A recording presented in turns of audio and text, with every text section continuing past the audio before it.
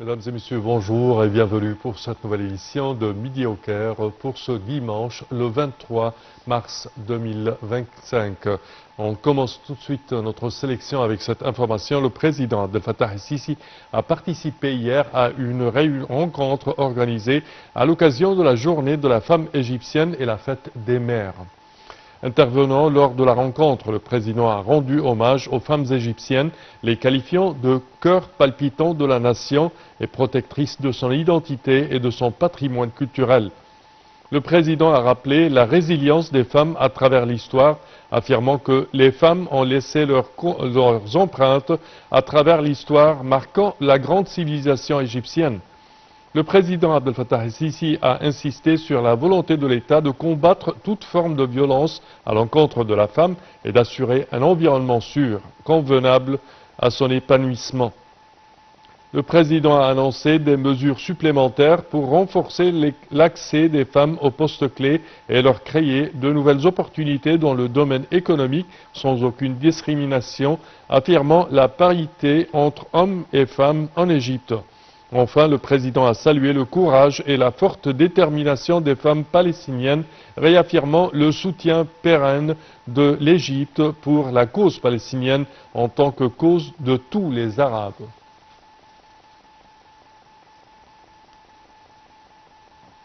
Et le président Abdel Fattah el-Sisi a reçu hier son homologue émirati, Cheikh Mohammed bin Zayed Al Nahyan, qui effectuait samedi une visite éclair au Caire. Un banquet d'iftar a été organisé en l'honneur du président émirati qui a salué les fortes relations reliant les deux pays frères.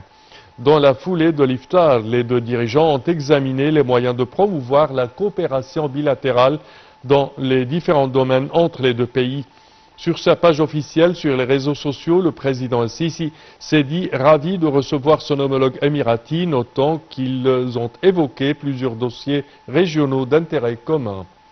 De son côté, Cheikh Mohammed bin Zayed Al Nahyan a exprimé son appréciation pour l'accueil chaleureux et l'hospitalité généreuse, saluant des relations fraternelles et amicales entre les Émirats arabes unis et l'Égypte.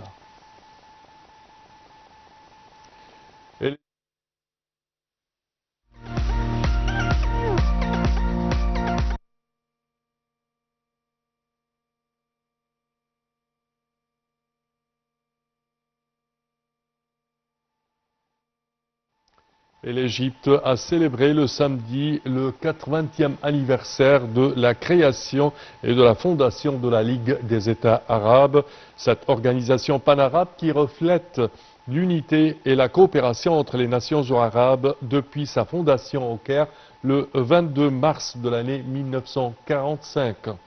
À cette occasion, le ministère égyptien des Affaires étrangères a exprimé sa fierté quant au rôle historique de l'Égypte dans l'émergence et l'accueil du siège de la Ligue arabe. Pour plus de détails, voici un commentaire. La République.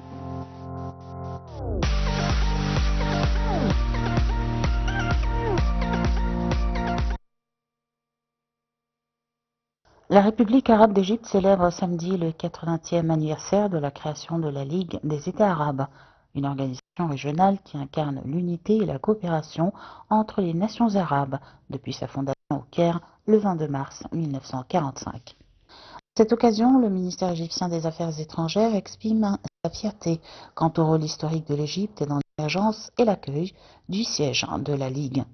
Depuis ses débuts, cette institution a constitué un cadre essentiel pour renforcer la coopération entre les pays arabes dans divers domaines, notamment politiques, économiques, sociales et culturels.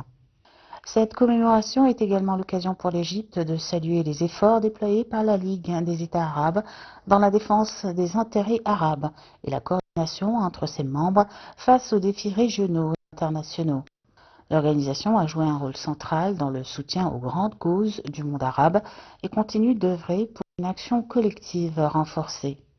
L'Égypte réaffirme ainsi son engagement en faveur de la coopération arabe et son soutien indéfectible aux initiatives visant à faire face aux défis actuels du monde arabe.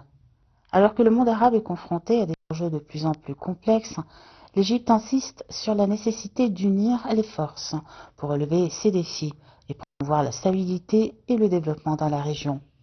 En sa date symbolique, le Caire rappelle son engagement historique en faveur de l'unité arabe et exprime son espoir de voir la Ligue des États arabes poursuivre son rôle de catalyseur de la coopération et de l'entente entre les nations du monde arabe.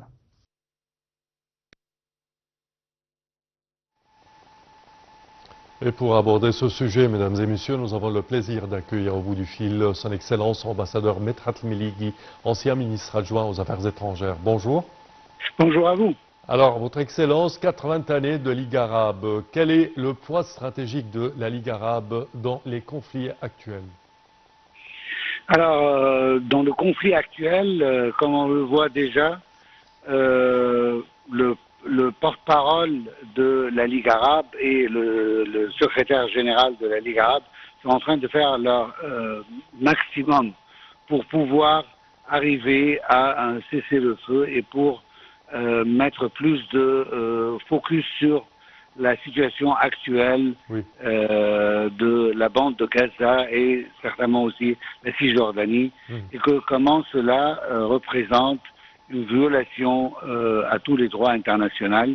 N'oublions pas que la Ligue arabe représente une voix unifiée de tous les pays arabes, ce qui signifie que c'est une position qui est déjà beaucoup plus forte que celle des pays arabes individuellement, chacun prononcé à son tour. Alors, il est très important de conserver le rôle de la Ligue arabe, comme on le voit souvent sur plusieurs programmes de télé, les efforts déployés à New York, par exemple, par le représentant de la Ligue arabe là-bas pour pouvoir appeler au Conseil de sécurité, par exemple, pour avoir une résolution sur la violation israélienne des accords signés premièrement et des droits internationaux aussi, et les crimes de guerre qui sont déjà mentionnés et même enregistrés par la Ligue arabe contre Israël, ce qui représente un poids qui est beaucoup plus fort que celui de chaque pays individuel. Également, quand on parle de la Ligue arabe, on parle d'une longue histoire, d'une plateforme internationale qui, je dirais, reflète et relie les pays arabes en tant que Ligue des pays arabes, mais également qui parle de leurs droits et parle toujours de leurs problèmes, n'est-ce pas? Exactement. Alors, la Ligue arabe, depuis ses débuts, depuis son début dans l'histoire, cette institution a constitué un cadre essentiel pour renforcer la coopération entre les pays arabes dans divers domaines, que ce soit politique, économique, sociaux et culturels, et que c'était aussi les efforts, je veux dire, déployés par la Ligue arabe étaient toujours concernés à la défense des intérêts des pays arabes et en même temps coordination entre ses membres face que ce soit les défis régionaux ou même internationaux, notamment ce que représente que ce soit les pays en détresse tels qu'on a vu la position de la Ligue arabe avec la position en Syrie d'un côté et maintenant actuellement avec les violations continues d'Israël contre les pays arabes, que ce soit en territoires occupés tels que la Cisjordanie et Gaza, et aussi avec en support pour la Syrie et pour le Liban contre les violations, encore une fois, de l'État d'Israël. Parfait, Monsieur l'ambassadeur Medhat Miligi, je tiens à vous remercier énormément de vos explications. Merci à vous. Je répète que vous êtes ancien ministre adjoint aux Affaires étrangères. Merci à vous. Et nous enchaînons, chers téléspectateurs, de retour à l'information concernant la réception par le président Abdel Fattah el-Sisi a reçu son homologue émirati, Cheikh Mohammed Ben Zayed Al Nahyan, qui effectuait samedi une visite éclair au Caire. Un banquet d'iftar a été organisé en l'honneur du président émirati et qui a salué les fortes relations reliant les deux pays frères. Pour plus de détails, voici un commentaire.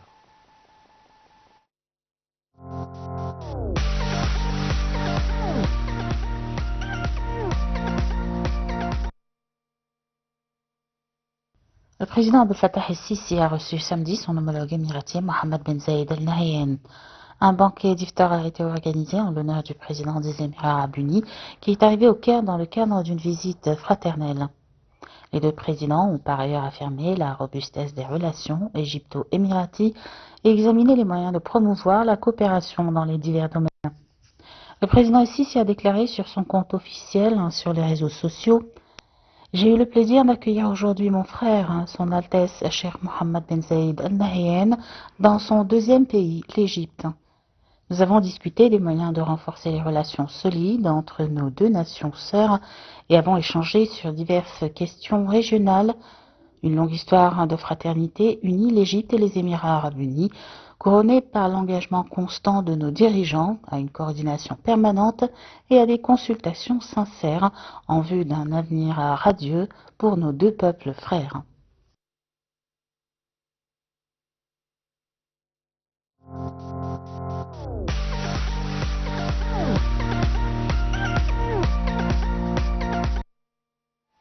Et l'Égypte a catégoriquement et complètement nié les allégations diffusées par certains médias selon lesquelles elle serait prête à transférer temporairement un demi-million d'habitants de Gaza vers une ville dans le nord du Sinaï dans le cadre de la reconstruction de la bande de Gaza.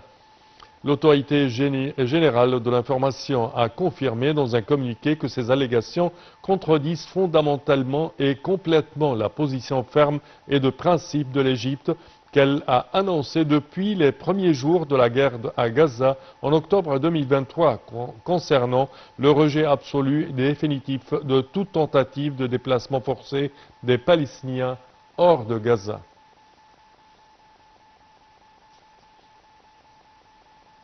Et le ministre des Affaires étrangères, de l'immigration et des expatriés égyptiens, Dr Badr Abdelati, a reçu son homologue d'Érythrée, Osman Saleh, en visite officielle au Caire dans le cadre des concertations périodiques entre les deux pays visant à renforcer les relations bilatérales.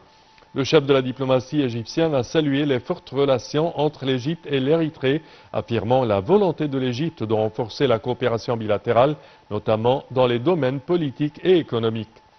Les deux ministres se sont penchés sur les questions régionales d'intérêt commun et sont convenus de maintenir la coordination et de poursuivre les concertations sur la situation dans la Corne de l'Afrique.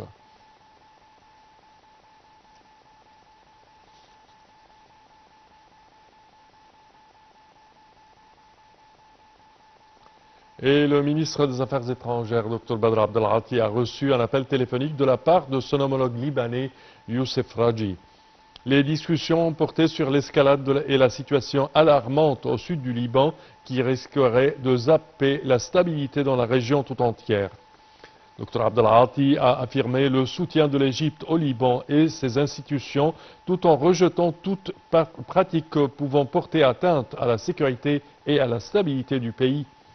Le chef de la diplomatie égyptienne a reçu un autre appel de son homologue iranien, Abbas Araghchi.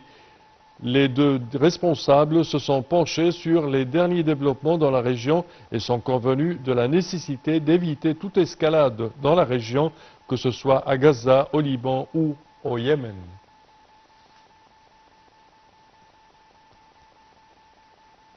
Et ceci conclut, chers téléspectateurs, notre édition d'aujourd'hui de Midi au Caire. Je vous remercie de votre attention et je vous donne demain rendez-vous avec une nouvelle édition. Au revoir.